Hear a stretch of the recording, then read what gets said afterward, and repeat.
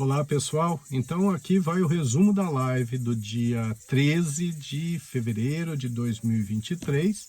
O tema é AVC, como evitar. Então o AVC, o acidente vascular cerebral, é um assunto muito importante que deve ser discutido sempre, né? A Organização Mundial da Saúde mostra que 1 em cada 4 pessoas ao longo da vida vai ter AVC. Vejam só, é uma quantidade muito grande de pessoas, né?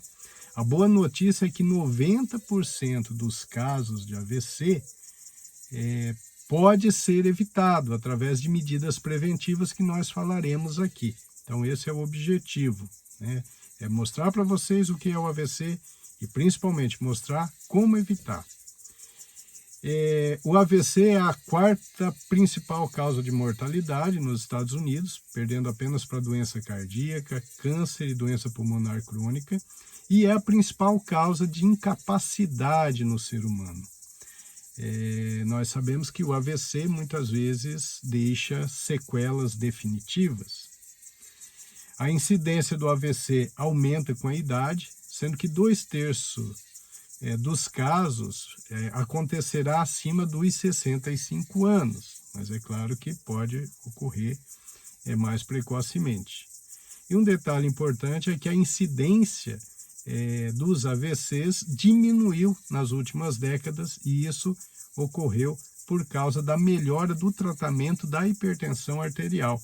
Então, para vocês saberem isso logo de início, a hipertensão arterial não tratada, não controlada, é um fator de risco muito importante para o acidente vascular cerebral.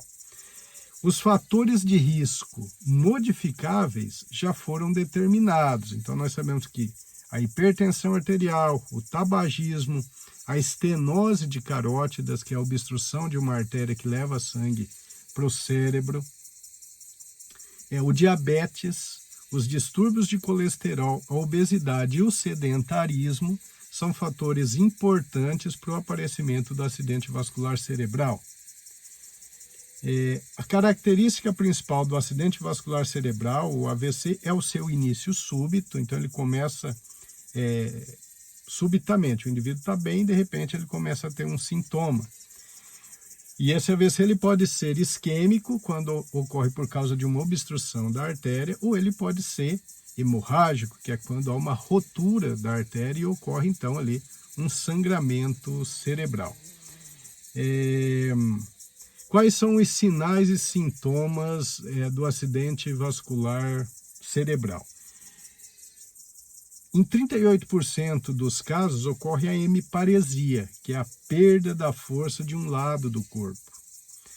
Em 33% ocorre uma hemiparestesia, que é a perda da sensibilidade ou uma alteração da sensibilidade de um lado do corpo, que ocorre subitamente.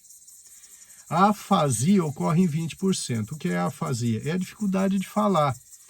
Geralmente o indivíduo entende o que está sendo dito para ele, mas ele não consegue falar, ele não consegue se expressar, é chamada de afasia de expressão. Mais ou menos 14% tem dificuldade de campo visual, então uma alteração no campo da visão. Uma porcentagem ali de 3 a 5% pode ter disartria, o indivíduo consegue falar, mas com uma dificuldade da articulação da fala. A alteração do nível de consciência, que é o coma, a sonolência, é menos comum. E quando ocorre, é mais comum que ocorra no acidente vascular cerebral hemorrágico, na hemorragia, como na rotura de um aneurisma ou no sangramento de uma malformação arteriovenosa. Mas no acidente vascular cerebral isquêmico, que é esse que ocorre na maioria das pessoas, geralmente não há depressão do nível de consciência. Bom, agora vamos falar de prevenção. O que fazer para você diminuir significativamente as chances de você ter um acidente vascular cerebral? Bom, primeiro, atividade física. A atividade física é extremamente importante, a gente já falou muitas vezes em muitas lives da importância da atividade física para a melhora da saúde cardiocirculatória, né? E aí Essa atividade física também vai ajudar no combate ao diabetes, no controle do colesterol, vai ajudar a melhorar o peso, né? Porque a obesidade é um fator de risco para isquemia. Então, a atividade física é um item indispensável na prevenção do acidente vascular cerebral. 2, controle da pressão arterial. Como nós vimos, a pressão arterial bem controlada vai diminuir bastante o risco de acidente vascular cerebral, mesmo porque metade dos casos de todos os AVCs estão relacionados à hipertensão arterial. E aí é necessário, para baixar a sua pressão, o exercício físico, a dieta saudável, né? Uma dieta pobre em sal, rica em verduras, legumes, frutas, e, obviamente, evitar a obesidade, porque à medida que o peso aumenta, geralmente há um aumento também da pressão arterial.